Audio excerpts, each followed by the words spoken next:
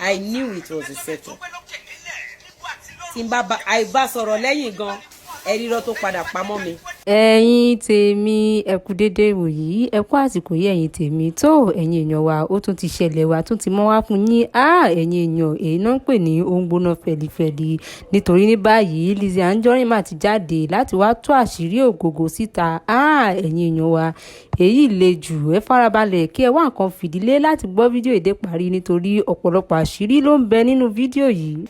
Mohbad started the fight with his manager Tunde in the group chat. Ṣẹgbọ́ ẹni tó kọ́kọ́ ń bá wọn lẹ́nu tó ń bá Mohbad jà nílé náírà ó wà nínú group Ìyábọ̀ Òjó. Then proceed to confront him violently. Then after he was defeated, he recorded himself lying on Naira Marley on Malians. Okay. Ṣẹgbọ́n ọ̀tẹ́ni sọ nísìnyí wọ́n máa mì. Ẹ̀gbọ́n ọ̀tẹ́ni sọ ó ní wípé èèyàn tó wà nínú gúrùpù Ìyábọ̀ Òjó ń sìn máníjà Mohbad tọjọ níjà Mohbad ló kọ́kọ́ lọ na ẹni yẹn ńgbà tí ọwọ́ àwọn yẹn wá ran Mohbad wá gbé kámẹ́rà ó wá ya rẹ̀ ó wá ní àwọn malian ni of which ẹni tó bá Mohbad jà yẹn ó wà ní WhatsApp group pẹ̀lú Ìyábọ̀. ẹ lọ ń kú sá ṣé ká fi sí spíkà ẹ ṣe sá bá mi ló wà ilé kí lẹ sọ. ṣàlàyé ẹ̀ kó lè ní dáadáa. ó yá. àwọn tí wọ́n wà nídìí ìkòkò tó ń ṣe ọbẹ̀ tán ní kí náírà pé àwọn ni ọ̀rẹ́ ẹ̀ àwọn kan tó ń kóra wọn ní àwọn lọ́rẹ́ Mohbad ṣe ra àwọn tó ń pera wọn lọ́rẹ́ Mohbad àwọn náà ti Mohbad kúrò lọ́dọ̀ náírà and gbogbo narrative gbogbo tẹ̀rí inú chat tí wọ́n ń sọ yẹn tí bẹ́ẹ̀ ni Mohbad ń sọ yẹn àwọn kan ló ń kúkú ẹ̀ kó ń sọ jáde tí wọ́n bá lọ wo mẹ́sẹ̀gì Mohbad pẹ̀lú Gíslọ́ba ń gbà yẹn Gíslọ́ba ń bá chat dáadáa tí ò lè mẹ́ tó ń bá òun chat. Tẹ́ ẹ bá wo chat Mohbad pẹ̀lú Túndé ẹ máa rí wípé Túndé tó jẹ́ máníjà ìtẹ́lẹ̀ kò lẹ́sẹ̀ o. ẹni pé àwọn kan ló mọ̀ gbà ló gbọ́dọ̀ bá jà níṣẹ́ kó kúrò bẹ́ẹ̀ kó fi kúrò lé e. ẹ jẹ́ rí ìjà tó ń jà yẹn gan wọ́n ti Mohbad lọ jà ní. kò ń ṣe pé náírà ló lọ na Mohbad kiri. náírà ò sí ń bẹ̀ o náírà ò sí ń bẹ̀ o in fact ṣẹ́rí n tó ṣẹlẹ̀ láàrin Túndé àti Naira Mohbad fúnra rẹ̀ ló ṣíà ẹ̀ pẹ̀lú Naira Marley ní Naira Marley wá ní so gbogbo ilé tí ń lọ òun gangan ló sọ. ẹ̀sà ọjọ́ tó ń jà yẹn náírà ò sí ń bẹ̀ sà. kò sí ń bẹ̀ o. Okay, sir. ẹ jẹ́ tó wá gbé yín débẹ̀ ẹ lọ wo mẹ́sẹ̀gì yẹn lẹ́yọ kọ̀ọ̀kan ẹ rí pé ẹ lọ wo tóònù ọ̀rọ̀ Túndé Mohbad gangan ló ń àtáàkì ẹ̀ ìgbà tó ní pé yẹn iṣẹ́ tó ń bá fún kò bá òun ṣiṣẹ́ kankan ìyẹn níṣẹ́ wo ló gbé fún mi tí mi ò ṣe ìyẹn wá ní don't you prefer working with your girl ó mì pé partner Mohbad ńgbà yẹn ti take over aṣẹ́ Túndé ṣẹ́ni pé ti gbaṣẹ́ lọ́wọ́ Túndé wọn àti ó ṣiṣẹ́ tó yẹ kó ṣe. Ìgbà tí Mohbad máa reply Túndé ó ní who dey give you liver to die ní tó reply Túndé nù. Naira Marley ò sí bẹ́ẹ̀. Naira Marley ò sí bẹ́ẹ̀. Nígbà tí ó tún continue Túndé wá ń dá lóhùn wípé ó ní bro ló tún pé o being calm for you doesn't mean I'm stupid okay. Túndé tún sọ̀rọ̀ pé the fact pé òun calm ṣe tó ń bí èèyàn ṣé tó wáyé pé gbogbo àwọn tó wà lónìí Naira house wọ́n bully Mohbad ṣé ni tó yóò máa sọ pé being calm for you doesn't mean I'm stupid. báwo ni Mohbad ó tún wá sọ fún wípé I no be like you wey get the control Túndé ló ń sọ yẹn o Túndé ti mọ̀ pé control ti bọ́ lọ́wọ́ òun as manager ó dẹ̀ mọ̀ ibi tí control wà ó wá ní I no be like you kí ni Mohbad tó fi dá lóhùn ó ní ọmọ àṣẹ better fight for your life báwo ni àṣìṣe ṣe ti dá life. Ṣẹ́rí wípé lọ́mọ ẹrú. Ẹ wá wo ẹjẹ́ iná ń búlì pé wọ́n fẹ́ kó lọ. Kí ni Túndé fi dá lóhùn? Ó ní pay me off ní Túndé fi dá lóhùn. Owó tó kúkú jẹ mí ṣẹ́rí nínú 10% ló yẹ kó máa fún Túndé nínú owó ẹ̀. Wọ́n tún manipulate Mohbad débi pé wọ́n ẹ̀jẹ̀ ò fún ní 10% tó yẹ kó fún Túndé. Ẹ wòran 50. Ẹ̀sà ibo ni Ìyábọ̀ Òjó ti wá rí pé wọ́n ń búlì Mohbad, ibo ni Ìyábọ̀ Òjó ti rí pé náírà ń búlì Mohbad. Ìyábọ̀ Òjó ti rí. Lórí group chat ni ẹ mọ ẹṣẹ ẹgbẹ́ ìjà yín lẹ́yìn ìjọ kejì tán ẹ lọ ka termination letter yẹn.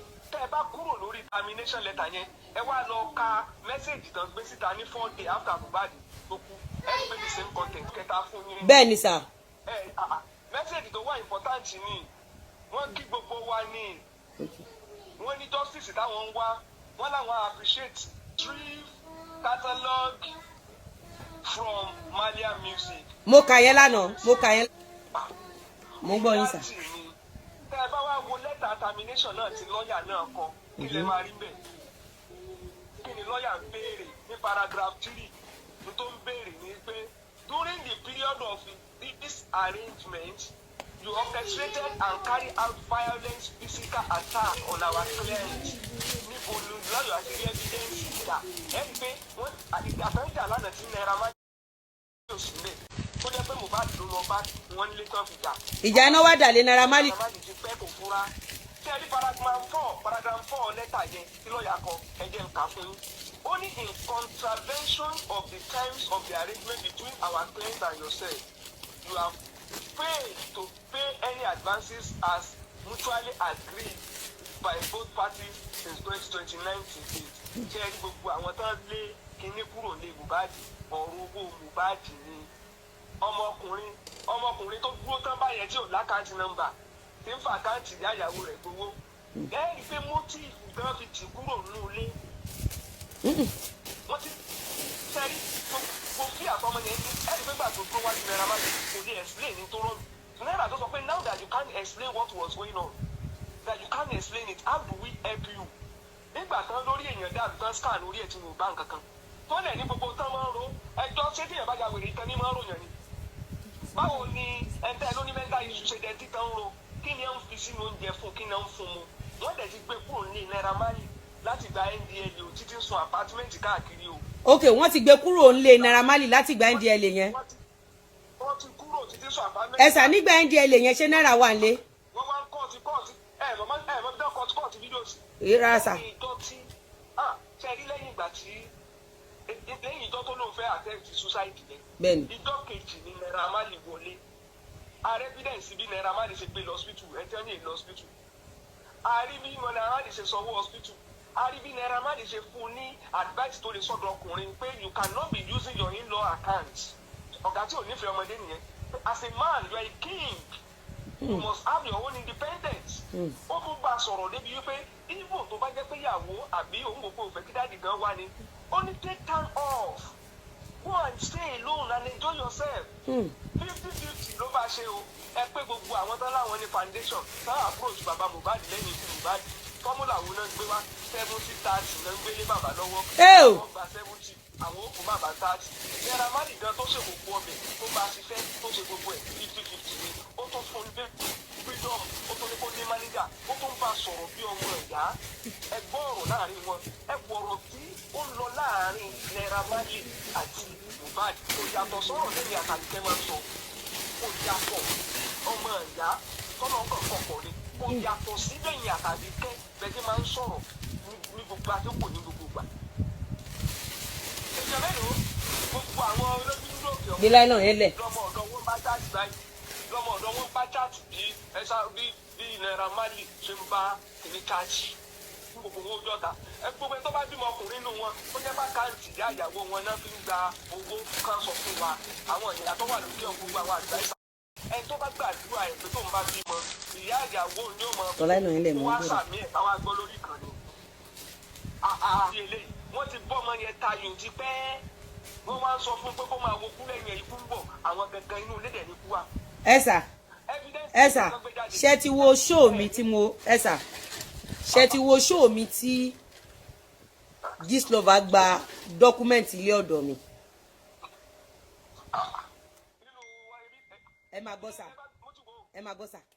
Lẹ́yìn ìgbà tí Gistlover gba dọ́kúmẹ́ǹtì ilé ọ̀dọ̀ mi, ó wá gbé mi kúrò lórí Instagram, ó gbé mi wá sí WhatsApp. Nígbà tó gbé mi dé WhatsApp, first thing tó kọ́kọ́ béèrè ni wípé ṣé máa fún òun ní boys quarter nínú ilé mi. Question tó tẹ̀lé ni pé èló ni mo ra ilé yẹn. Mo sọ fún pé ṣó fẹ́ fún mi lówó padà ni. Ó tún dá mi padà pé èló ni ilé yẹn tó. Mo tún dìbò ẹ̀, mo tún fi nǹkan mi bò mọ́lẹ̀. Ó tún wá lẹ́lẹ̀kẹta ó béèrè pé èló ni ilé ọ̀dọ̀ mi. Ṣé ń gbọ́ mi sà? Mo dìbò ẹ̀. Later wá ní pé ìyẹn tí ẹ̀kọ́ lòun tún fẹ́ sọ mọ́. Ó lóun nídìí ìrànlọ́wọ́ mi. Mo ní kí ló fẹ́? Òun fẹ́ ra ọ̀kadà. Mo wá ní pé okay pé mo ṣẹ̀ṣẹ̀ parí ilé ni. Pé màá fún ní. Mo ti display evidence yìí. Mo náà máa sọ mí lẹ́nu. Ó wá ní pé òun kò lọ àfáwọn èèyàn pé bọ̀ mi lè run advert lọ́dọ̀ ẹ̀. A wá padà again tẹ́ bá rántí inú evidence tí mo gbé jáde yẹn. Ó wá ní òun ò tiẹ̀ fẹ́ ọ̀kadà mọ́, Uber lòun fẹ́. Ó fẹ́ ra Uber. Tẹ́ bá rántí sà. Ó wá send account èèyàn kan sí mi pé kí n drop owó síbẹ̀. Mo wá ní okay kó pe ẹni yẹn pé mo ti drop owó, ó wá dúpẹ́ lọ́dọ̀ mi. Then lẹ́yìn yẹn sà, lẹ́yìn tí mo drop owó, wọ́n wá send mi ní death threat. Ṣé rántí sà? Nígbà tán send mi ní death threat. Meanwhile, nígbà tí mo ra lé yẹn gbàrà, ẹni tó gbé mi wá fún Gistlover gangan. Gistlover béèrè lọ́wọ́ mi pé pa ọ̀tá mi. So now let's fast forward. Nígbà tí Gistlover gbowó yẹn tán, Gistlover wá send mi ní death threat. Mo wá forward ẹ̀ sí pé àkówó death threat tán send sí mi. First thing, ó ní ẹni tó gbé kéèsì mi wá. Òun ló send ọ̀tá mi ní death threat yẹn. Gistlover wá ní pé kí n sáré lọ ṣe write up. Kí n send ẹ̀ sóhun. Kóhun bá mi check ẹ̀, kóhun dẹ̀ fún mi ní headline.